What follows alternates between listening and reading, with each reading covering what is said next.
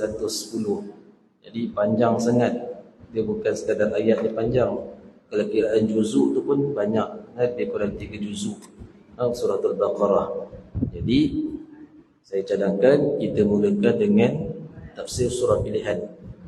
Sama ada surah Yasin ataupun surah Al-Kahfi kita mulakan. Itu cadangannya lah. Sekiranya ada cadangan yang lain, kita nak mulakan dengan surah ataupun juzuk amma, itu terpulang. Saya serahkan baliklah kepada Tuan Imam, Tuan Pengurusi kalau ada cadangan, kita nak mulakan dengan surah apa. Cuma yang saya cadangkan, kita mulakan dengan surah pilihan. Surah pilihan tu surah Yasin ke Kahfi ke juzuk amma, maklumkan semula insya-Allah. Malam ni kita tak mulakan lagi, kita sekadar perkenalan sahaja. Baik. Kemudian berkenaan dengan akidah pula ataupun tauhid, insya-Allah kita akan sambung kitab ataupun kita akan menggunakan kitab yang seterusnya, iaitu kitab Al-Jawahir Al-Kalamiyah. Al-Jawahir Al-Kalamiyah adalah kitab akidah yang dikarang oleh Al-Imam Al-Jazairi rahimahullahu ta'ala, dan kitab tu telah pun diterjemahkan ke dalam bahasa Melayu.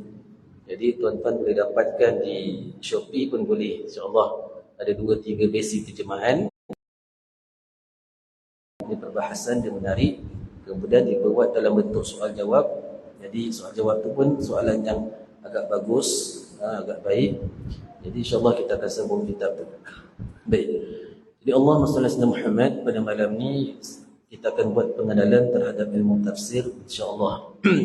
Di mana ilmu tafsir adalah berkaitan dengan Al-Quran ataupun wahyu yang diturunkan kepada Nabi sallallahu alaihi wasallam, di mana Al-Quran sebagaimana yang kita maklum adalah merupakan mukjizat yang kekal yang diturunkan kepada Rasulullah sallallahu alaihi wasallam.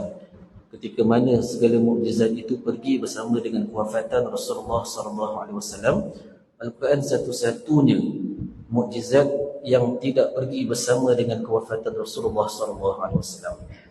Berapa banyak mukjizat Rasulullah, tuan-tuan, banyak sangat mukjizat Rasulullah, sehingga ada ulama yang mengira dan menghitung mukjizat Nabi ini mencecah ribuan mukjizat.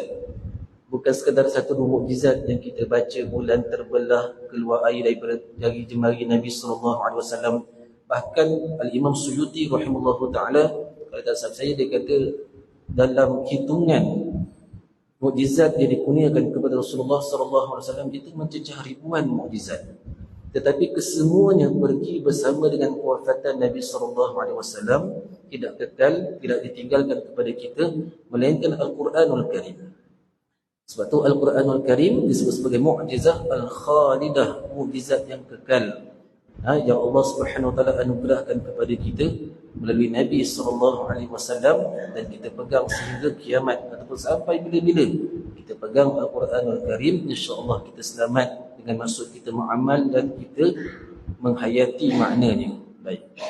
Dan Al-Quranul Karim yang diturunkan kepada Nabi sallallahu alaihi wasallam itu adalah merupakan wahyu daripada Allah Subhanahu wa taala.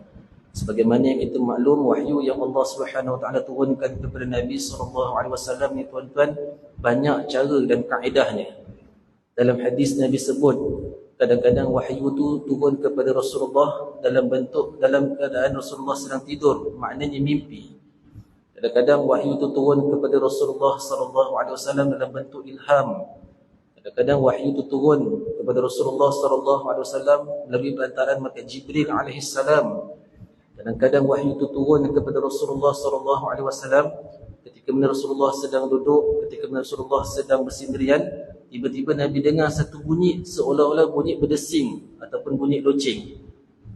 Dan ketika itulah turun wahyu kepada Nabi sallallahu alaihi wasallam, dan Rasulullah sallallahu alaihi wasallam akan berpeluh. Maka kata Nabi SAW, itulah cara penurunan wahyu yang paling berat sekali. Maknanya dalam banyak-banyak kaedah penurunan wahyu yang macam tu Nabi sebut dengar bunyi berdesing sampaikan Nabi SAW berpeluh. Nabi kata itulah cara ataupun kaedah penurunan wahyu yang paling berat sekali. Maknanya kalau wahyu turun dengan cara macam tu, biasanya wahyu tu adalah wahyu yang mengandungi suatu perkara yang cukup besar, yang Rasulullah SAW kadang-kadang menggigil. Sahabat tengok Nabi pun, sahabat kata kami melihat Rasulullah SAW berpeluh tubuhnya, mengalir peluh daripada wajah Nabi SAW. Jadi wahyu yang turun kepada Rasulullah ni banyak bentuknya.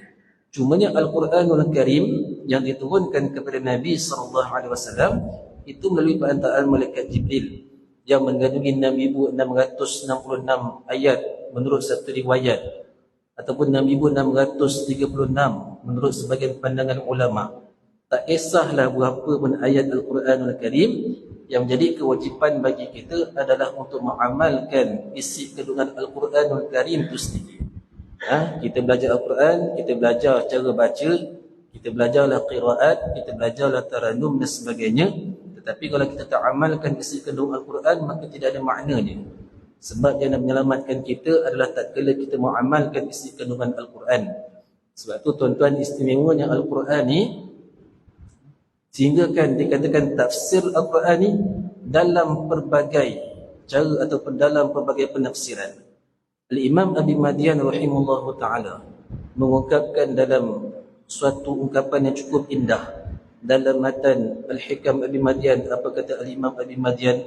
Al-Quranun nazal wa qad tanazzal, fan-nuzulu qad madat, wat-tanazul baqin ila yaumil qiyamah, kata Al-Imam Abi Madian. Apa maknanya? Katanya Al-Quran tu dah turun dah, tetapi sentiasa akan turun. Maknanya Al-Quran dah turun, tapi sentiasa akan turun. Apa maknanya? Pen-nuzul qad madat, yang dah turun itu dah berlalu, dah masingnya pada zaman Rasulullah SAW. Yang mengandungi 6,636 ayat, 30 juzuk, 114 surah, itu dah berlalu dah penurunannya pada zaman Nabi SAW. Tapi fatanazul wa tanazul baqin ila yaumil qiyamah, yang sentiasa turun iaitu tafsiran tentang Al-Quranul Karim, itu sentiasa berlangsung sehingga hari kiamat. Maknanya tafsiran, pemahaman terhadap Al-Quranul Karim itu tak putus, tuan-tuan. Maka kita menyaksikan dalam setiap masa, dalam setiap zaman, ada sahaja tafsiran-tafsiran yang baru, ada sahaja pahaman-pahaman ataupun penghayatan ataupun makna-makna yang dijumpai oleh para alim ulama, lalu ditafsirkan Al-Quranul Karim tersebut mengikut ilham yang diberikan oleh Allah Subhanahu Wa Taala kepada mereka. Maka kita melihat dalam rentetan ataupun kalau kita melihat dalam karangan yang berbentuk tafsir, itu mencecah ribuan tafsir-tafsir yang dikarang oleh para alim ulama kita daripada dulu sampai zaman sekarang. Daripada awal ada sahabat yang mengarang kitab tafsir, ada di kalangan para tabi'in yang telah mengarang kitab tafsir, ada juga di kalangan salafus soleh yang mengarang kitab tafsir. Sampai zaman sekarang masih ada lagi ulama-ulama yang mengarang kitab tafsir. Zaman moden kita melihat antaranya Al-Imam Al-Syekh Muhammad Az-Zuhair, sekitar 1960-an kalau tak silap, mengarang kitab At-Tahrir wa Tanwir, tafsir Al-Quranul Karim. Pun dia punya panjangnya macam meja ni juga. Banyak ulama, ramai di kalangan para alim ulama kita yang mengarang tafsir-tafsir. Dan kalau kita melihat, ada yang ditafsirkan oleh para alim ulama kita tak sama dengan tafsiran yang diberikan oleh sebagian ulama kita dalam kitab-kitab mereka. Sebab apa? Sebab Allah Subhanahu Wa Taala memberikan ilham, memberikan kefahaman kepada mereka masing-masing. Inilah yang dimaksudkan tafsiran kepada Al-Quranul Karim itu berlangsung sehingga hari kiamat. Allah Ta'ala membuka kepada alim ulama kita. Ada ulama yang faham macam ni, maka dia tulis macam ni. Ada ulama yang faham macam ni, maka dia tulis macam ni. Ada ulama yang dapat ilham daripada Allah Ta'ala macam ni, makna ayat Quran, maka diberikan tafsirannya macam ni. Kesemuanya tak bercanggah, bahkan menambahkan maklumat, menambahkan keindahan dan pemahaman kita kepada Al-Quranul Karim. Itu dikatakan hebatnya Al-Quran ni. Baik. Dan di sana juga terdapat tafsiran yang disebut sebagai tafsir Ar-Ra'yi. Maknanya tafsir yang berbentuk, ditafsirkan dalam bentuk pandangan para alim ulama berdasarkan ilmu yang telah mereka kuasai untuk menafsirkan Al-Quran. Dia nak tafsirkan Al-Quran ni, tuan-tuan, dia bukan mudah sebenarnya. Sebab tu dalam hadis Nabi sebut, man fassara Al-Qur'ana bi ra'yihi falyatabawwa maq'adahu minan nar. siapa yang mentafsirkan Al-Quran dengan kepala akal, kepala otak dia sendiri, Nabi sebut, maka lihatlah tempat duduknya dalam api neraka Allah. Na'udzubillah. Maknanya Al-Quran ni tak boleh kita tengok, saya rasa-rasa macam ni agak ni tafsir. Tak boleh. Tengok terjemah, saya rasa-rasa macam ni. Ada orang dia baca, dia kata ulama' ni cakap macam ni, ulama' ni cakap macam ni, ulama' ni cakap macam ni, tapi saya rasa maknanya macam ni. Dia rasa-rasa pula. Al-Quran bukan benda yang rasa-rasa, melainkan kalau kita nak jadi orang yang layak untuk mentafsirkan Al-Quran, sekurang-kurangnya kita kena kuasai secara mahir 19 jenis ilmu. 19 jenis ilmu tu bukan kita reti sikit-sikit, kita kena kuasai secara mahir. Apa makna secara mahir? Sebagai contoh ilmu nahwu saraf, kena reti betul-betul. Tak cukup sekadar kata matan jurmiyah, tak cukup sekadar kata syarah Kufrawi, kita nak jadi ahli tafsir tak boleh. Kena betul-betul kuasai ilmu tafsir ni, ilmu nahwu saraf. Ilmu lughawi itu kena kuasai betul-betul secara mahir. Kalau baca macam ni maknanya apa? Kalau bagi baris macam ni maknanya apa? Kalau buang huruf, kalau huruf ni jadi macam ni, jadi macam mana? Kena kuasai sungguh-sungguh. Ilmu usul fiqh sebagai contoh, kena kuasai sungguh-sungguh. Sebab Al-Quran ni ada ayat yang berbentuk hukum, kan? Minhan muhkamat, sebagainya berbentuk hukum, jelas. Jadi nak tafsirkan Al-Quran, nak keluarkan hukum, kena reti usul fiqh. Kalau tak reti usul fiqh, tak boleh. Kena mahir sungguh-sungguh. Kalau sekadar khatam kitab matan waraqat, syarah Imam Haramain, tak padan dan tak layak lagi nak tafsirkan Al-Quran. Sebab tu orang yang Allah Ta'ala kurniakan boleh mentafsirkan Al-Quran ni bukan calang-calang orang. Kuasai itu bukan reti sikit-sikit, kuasai sungguh-sungguh, mahir betul-betul. Bukan tengok kejap-kejap ingat, kejap-kejap lupa, kejap-kejap ingat, kejap-kejap lupa, tak boleh. Itu kalaulah dia kuasai secara sungguh-sungguh, layak baru dia boleh tafsirkan Al-Quranul Karim. Dan kalau dia tafsirkan Al-Quranul Karim mengikut pandangan ilmunya, maka dinamakan sebagai tafsir bil-ra'yi ataupun tafsir ar-ra'yi. Sebagai contoh, yang kalau kita tengok dalam tafsiran para alim ulama, ada kitab tafsir yang dinamakan sebagai tafsir Al-Jalalain sebagai contoh, yang dikarang oleh Al-Imam Jalaluddin Al-Mahalli dan Al-Imam Jalaluddin As-Suyuti rahimahullah ta'ala. Maka itu sebagai contoh tafsir bil-ra'yi. Di sana juga terdapat satu tafsir, satu jenis lagi yang dinamakan sebagai tafsir bil-isyari. Tafsir bil-isyari ini adalah tafsir yang berbentuk tafsiran secara isyari ataupun tafsiran sufi. Ada tafsiran-tafsiran ayat Al-Quran yang kita baca nampak zahirnya begitu kata ulama. Tapi pandangan ahli sufi, pandangan sebagian orang-orang yang Allah Ta'ala bukakan jalan mukasyafah, mereka memandang ayat Al-Quran tersebut ada makna di sebaliknya, dan makna tersebut yang tersirat itu tak dikurniakan kepada semua orang, tetapi diberikan pengetahuan tersebut hanya kepada sebagian orang sahaja. Maka ditafsirkan ayat Al-Quran tersebut dalam bentuk isyari, yang kita katakan itu adalah tafsiran ahli sufi, dinamakan sebagai tafsir isyari. Ada juga tafsir yang Al-Quran itu ditafsirkan dengan hadis Nabi SAW. Sebagai contoh, tafsir kitab Al-Imam, kitab tafsir Al-Imam Ibn Katsir rahimallahu ta'ala. Tafsir Ibn Katsir adalah ayat Al-Quran ditafsirkan dengan hadis-hadis Nabi SAW. Jadi datang Al-Quran, dia bawa hadis untuk mentafsirkan Al-Quran tersebut. Bahkan sememangnya kalau kita lihat, hadis ni sebenarnya dia memang mentafsirkan Al-Quran. Al-Quran yang datang, yang diturunkan kepada Rasulullah, maka Rasulullah akan memberikan komentar kepada ayat tersebut. Maka komentar Rasulullah dalam bentuk hadis itu menjadi tafsiran kepada ayat Al-Quran. Ulama yang menyusun Al-Quran, yang mentafsirkan Al-Quran dan ditafsirkan Al-Quran tersebut dengan hadis Nabi SAW, dinamakan tafsir tersebut sebagai tafsir bil ma'thur. Jadi Allah SWT Muhammad kalau nak ceritakan tentang tafsir ni banyak kurniaan Allah Subhanahu wa taala kepada para alim ulama kita. yang mereka ini adalah orang yang benar-benar memaham kalamullah yang qadim ataupun kalamullah al-munazzal ala sayyidina Muhammad sallallahu alaihi wasallam al-muta'abbad bitilawah al-mutawatir intiqal. Dan Al-Quran adalah wahyu yang Allah Subhanahu wa taala turunkan kepada Rasulullah, yang sekiranya kita baca maka kita dapat pahala ibadat pembacaannya. Diturunkan Al-Quran itu secara mutawatir dengan naqalan daripada para sahabat Nabi sallallahu alaihi wasallam yang mendengar daripada mulut Rasulullah sallallahu alaihi wasallam. Dan Al-Quran itu adalah kitab yang suci. Haram hukumnya kalau kita memegang tanpa wudu, haram hukumnya kita memegang kalau kita dalam keadaan janabah dan sebagainya. Maka wajib untuk kita bersuci terlebih dahulu untuk memegang Al-Quranul Karim.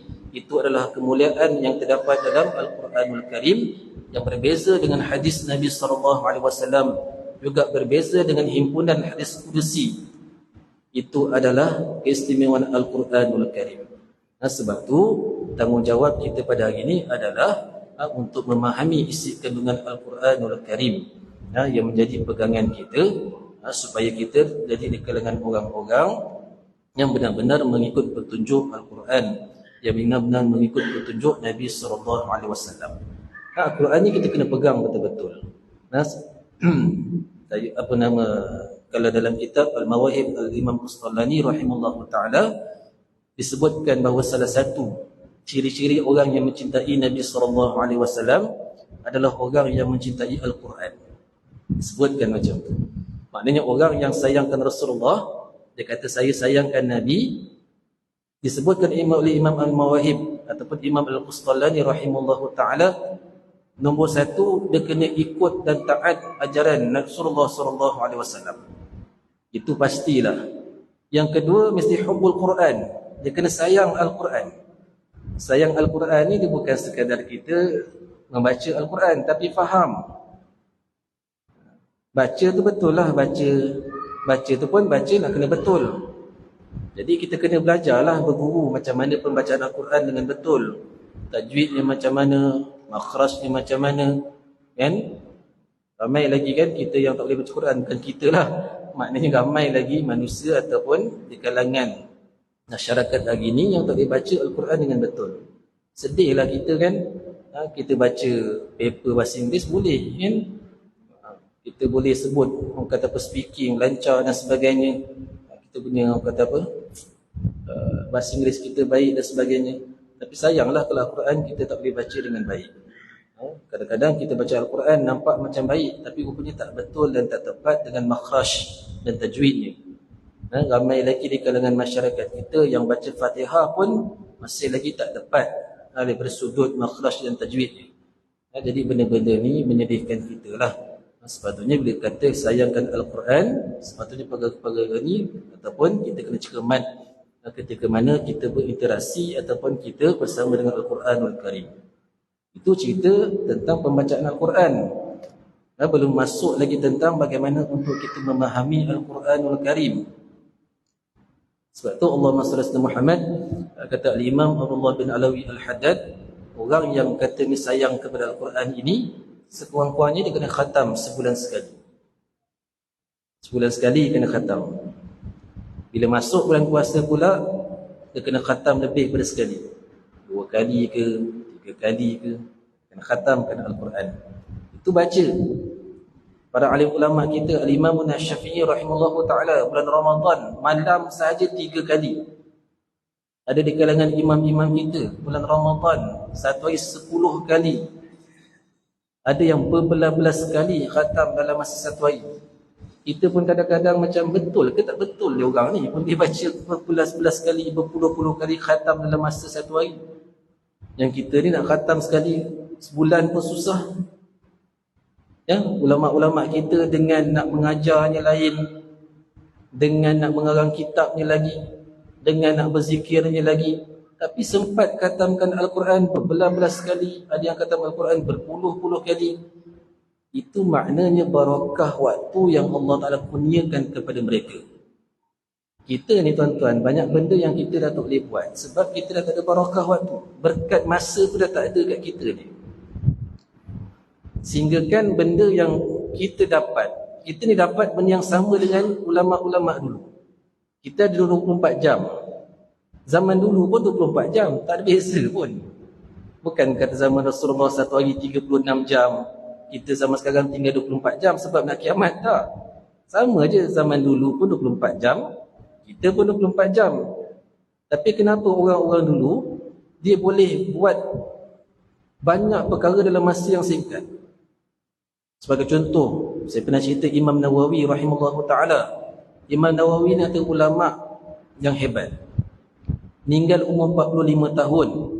Tapi meninggalkan karangan ratusan jilid kitab yang dikarang oleh Al-Imam An-Nawawi rahimahullahu ta'ala.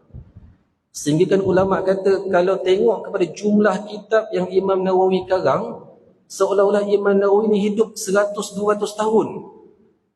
Tak padan dengan usia 45 tahun, tapi boleh karang, boleh siapkan kitab ratusan jilid. Yang sebahagian besar karangan Imam Nawawi kita manfaatkan hari ni. Tuan-tuan mungkin kan biasa belajar kan kitab Riyadhus Shalihin, Al-Azkar. Kalau siapa yang ambil bidang fatwa, bidang syariah, jumpa kitab Al-Majmu', Rawdatul Talibin. Siapa yang ambil bidang hadis, jumpa kitab Syarah Sahih Muslim. Siapa yang ambil bidang bahasa, biasa jumpa kitab Tahzibul Asma' wal Lughat. Semua tu karangan Imam An-Nawawi rahimahullahu ta'ala, berjilid-jilid. Yang satu jilid tak apalah, Riyadhus Shalihin, Al-Azkar. Tapi yang lain, Majmu', Rawdatul Talibin, Syarah Sahih Muslim, Tahzibul Asma' wal Lughat, berjilid-jilid. Usia 45 tahun